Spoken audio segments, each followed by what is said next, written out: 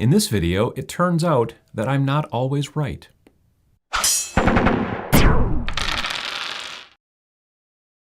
So a couple years ago, I think it was probably August of 2014, I talked about a new gateway game. I did a video just as the game came out, and it was called Golem Arcana, and it was made by Harebrained Schemes. Now, some of you may have heard of this game. It was pre-painted miniatures, and comes with a board, comes with 6 miniatures in the starter box, and then you download an app and put it on your smartphone or your tablet, and it also comes with a Bluetooth stylus.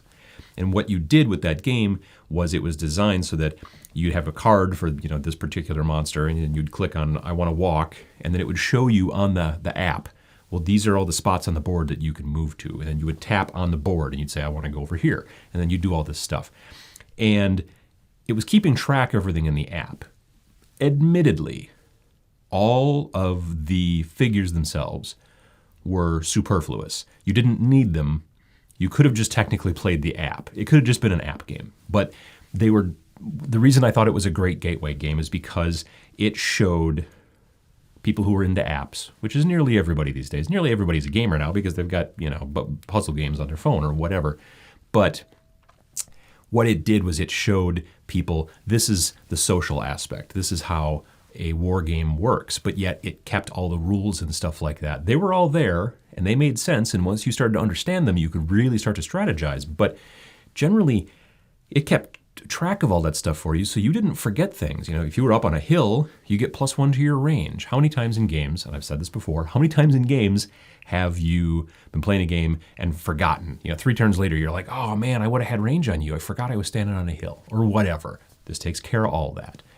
I taught this game to video game players, kids who play video games and don't play tabletop games. I would teach this to board gamers. I would teach this to people who don't play video games nor board games, nor even war games or anything. And they would pick it up in seriously just a couple turns, if not quicker. It was a great gateway game, and that's why I wanted to tell people about it, because I felt it was a good way to get people into the hobby. So you'll imagine that I was sort of sad then, like today or yesterday, when I discovered that Harebrained Schemes, the company that makes Golem Arcana, has decided to stop production. They're cutting it off. They make other stuff. They're not going out of business. They make a Shadowrun game that had been a very successful Kickstarter and is still pretty successful on Steam. They just did a successful Kickstarter for a new BattleTech video game. It seems as if maybe their video game properties are a little bit more popular. They did a Kickstarter for Golem Arcana, and they hit their goal, and everything was great. And so, it's not that. I just think, I don't know, I'm not quite sure what it is. This came from their blog, this was the post on their blog from that I read earlier today. We here at Harebrained Schemes are devastated that we can't continue to expand this groundbreaking game. We poured our hearts and souls, as well as millions of our dollars, into a landmark development in tabletop hybrid games. We're very proud of this game, with glowing reviews by everyone from Penny Arcade to Game Informer, and an Origins Award for Best Miniature Figure Rules. Unfortunately, sales have not recouped our extensive investment in software and manufacturing. So, it's a money issue, which I get. The game initially seemed, at least anecdotally from people I was talking to, game store owners and people that I'm friends with around here, it sold pretty well initially, and then it dropped off very quickly. People bought the things, and it was... Miniatures games have a tendency to live or die on whether you keep buying stuff for them. Whereas board games, you buy the board game and then we have to make more board games, so you buy more of that or whatever. Expansions are not as big in board games, but you're starting to see more of that, obviously, with games like Call of Cthulhu or I love the living card games, Dominion, things like that. So in those situations, with this game, there were expansions and some people bought them, but a lot of people didn't, I feel. And I think that could be part of the problem of why it didn't do as well as it should have. Now, I was all in on this game. They make these big colossal dudes who are about yay big. I've got like 3 of them, which I think are the 3 that they made. I don't know if they ever made a 4th one for the 4th faction, but I bought those. I bought tons of other stuff.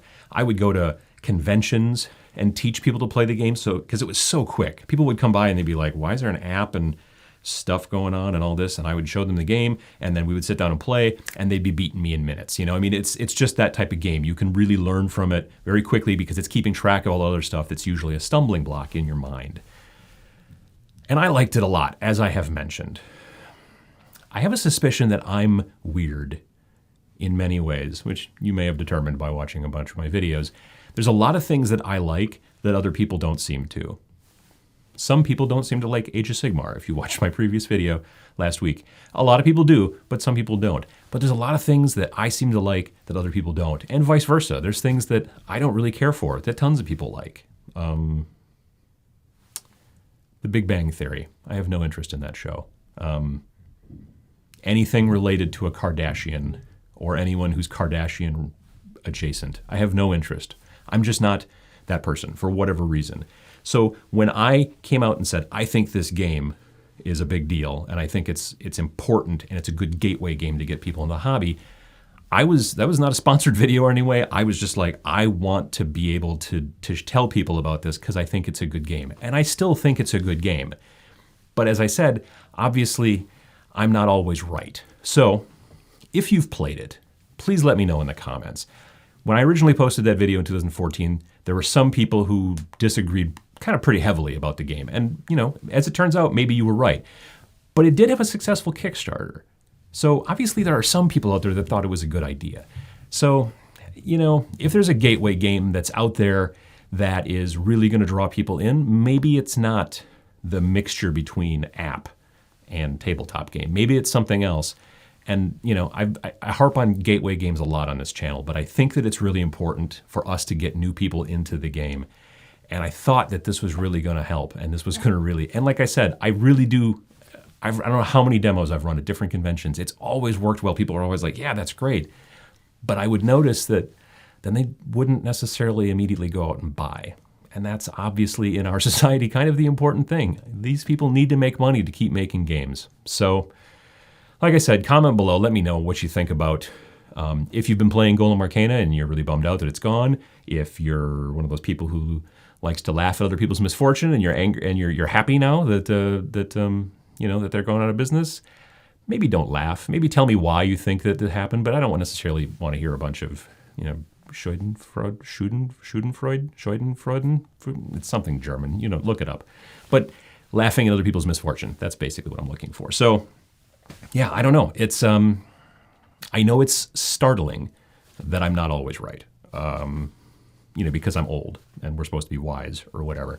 Also elderly. But yeah, it was a bummer when I read it, and I'm still a little bummed out about it. But the app was going to keep running for a while, and eventually they said, well, as new App Store updates happen, it may stop working on newer stuff, but.